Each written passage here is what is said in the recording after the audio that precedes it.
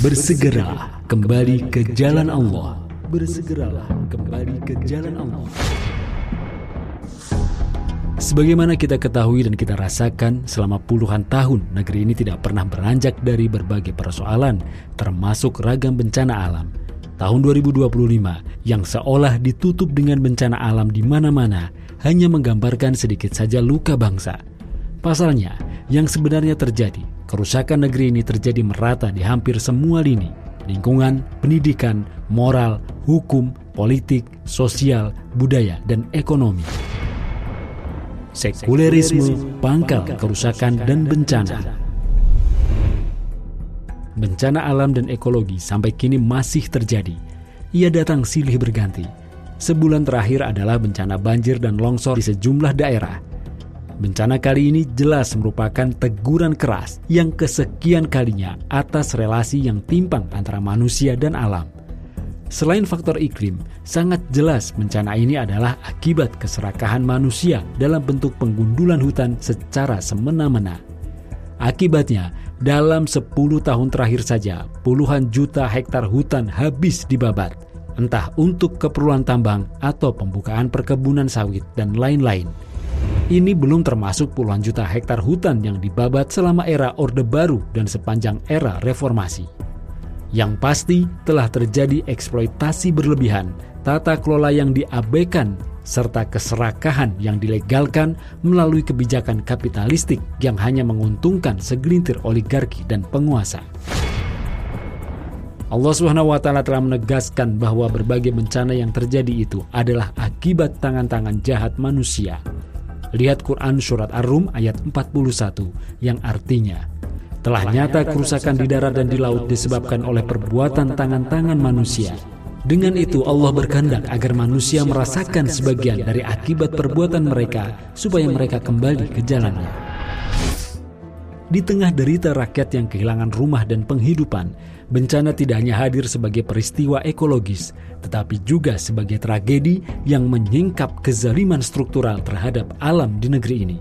Kekuasaan tak lagi dianggap sebagai amanah yang kelak akan dimintai pertanggungjawaban di hadapan Allah di akhirat kelak. Kekuasaan justru hanya dijadikan sebagai sarana untuk mengeksploitasi alam, semata-mata demi keuntungan segelintir orang. Nasib rakyat justru sering terabaikan. Mereka bahkan sering dikorbankan. Ribuan korban bencana Sumatera hanyalah salah satu contohnya. Ideologi kapitalisme sekuler yang diterapkan di negeri ini nyata telah menjadikan hukum-hukum Allah disingkirkan dalam pengaturan segala urusan kehidupan. Inilah yang menjadi pangkal kerusakan. Dalam Quran Surat Toha ayat 124, Allah SWT telah memperingatkan, siapa saja yang berpaling dari peringatanku atau Al-Quran, maka sungguh bagi dia kehidupan yang sempit dan kami akan menghimpun dirinya pada hari kiamat dalam keadaan buta. Pada saat yang sama, korupsi tak kunjung reda, memperparah luka bangsa.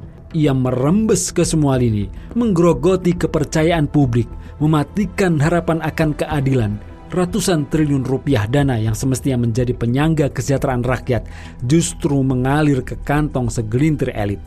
Sebaliknya, masyarakat dipaksa beradaptasi dengan kesulitan yang kian kompleks.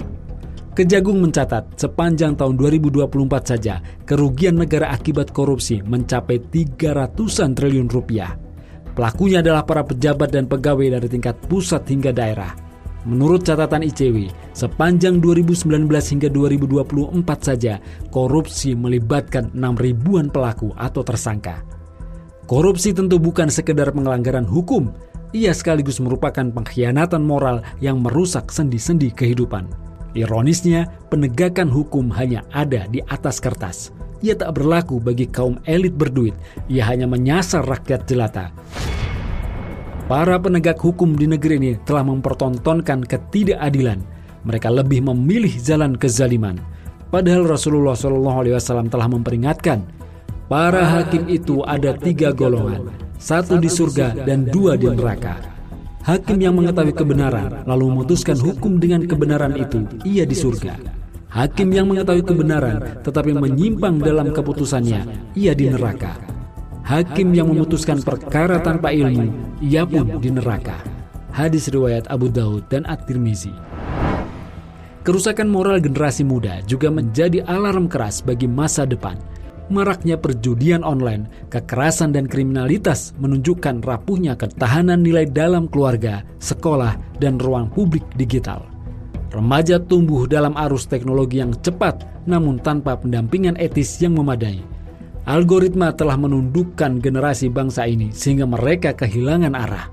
Data Pusat Pelaporan dan Analisis Transaksi Keuangan atau PPATK menunjukkan jumlah transaksi judul sejak awal 2025 hingga kuartal ketiga, jumlah perputaran dananya mencapai 155 triliun rupiah. Pelakunya juga melibatkan remaja bahkan anak-anak. Padahal jelas judi itu haram sebagaimana firman-Nya dalam Quran surat Al-Maidah ayat 90 yang artinya, hai orang-orang yang beriman, sesungguhnya meminum khamar, berjudi, berkorban untuk berhala, mengundi nasib dengan panah adalah termasuk perbuatan setan. Karena itu jauhilah perbuatan-perbuatan itu agar kalian mendapat keberuntungan. Tren kriminalitas pada tahun 2025 juga tergolong tinggi. Pusat Studi Kejahatan Nasional atau Pusiknas kembali merilis data tindak kejahatan hingga Agustus 2025, di mana hasilnya cukup mengejutkan tetapi sekaligus meneguhkan tren lama. Wilayah padat penduduk, urban, dan menjadi pusat aktivitas ekonomi masih menjadi epicentrum atau pusat kriminalitas. Selama Januari hingga Agustus 2025, tercatat 335 orang dilaporkan terkait kasus kriminal di Indonesia. Seluruh kasus di atas hanyalah sedikit potret masalah yang timbul akibat penerapan sistem demokrasi sekuler di negeri ini. Saatnya kembali ke jalan Allah. Dengan demikian, bangsa ini, utamanya kaum muslim di negeri ini, seharusnya segera menyadari betapa tahun demi tahun sistem demokrasi sekuler yang diterapkan di negeri ini hanya memproduksi ulang berbagai persoalan yang sama, yang bahkan makin menambah kerusakan di berbagai aspek kehidupan. Pergantian pemimpin juga terbukti tidak pernah menghadirkan perbaikan. Pasalnya, meski gonta-ganti pemimpin, sistem yang diterapkan adalah sistem yang sama, yang telah terbukti rusak dan hanya menciptakan ragam kerusakan. Itulah sistem demokrasi sekuler. Sistem demokrasi sekuler menempatkan kedaulatan hukum di tangan manusia, bukan pada wahyu. Akibatnya, benar dan salah menjadi relatif, fleksibel mengikuti kepentingan. Hari ini satu kebijakan dipuji sebagai solusi, esok hari terbukti sebagai kezaliman yang dilegalkan.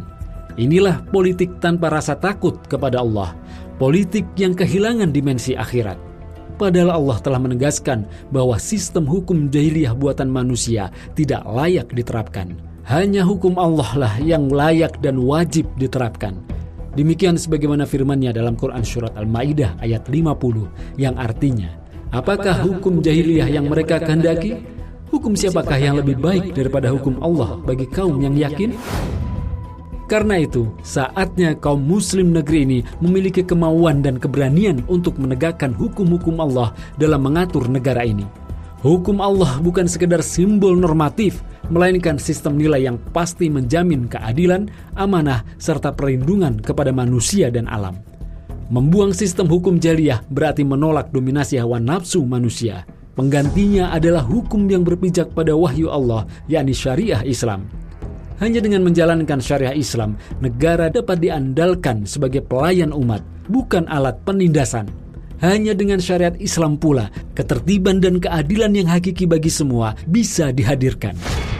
Penegakan hukum-hukum Allah atau syariah Islam ini tentu harus total atau kafah. Tidak boleh parsial atau setengah-setengah. Semua itu hanya bisa dijalankan dalam sebuah institusi pemerintahan Islam. Hal ini jelas pernah dicontohkan langsung oleh baginda Rasulullah SAW dengan mendirikan Daulah Islam atau negara Islam di Madinah Al-Munawwarah. Negara Islam ini kemudian dilanjutkan oleh Khulafaur Rasyidin dalam bentuk kekhilafan Islam. Kekhilafan Islam ini pun terus dipertahankan dan dilanjutkan oleh generasi selanjutnya, yaitu era Umayyah, Abbasiyah, dan Utsmaniyah selama tidak kurang dari 13 abad lamanya. Inilah hakikat kembali ke jalan Allah SWT secara sempurna.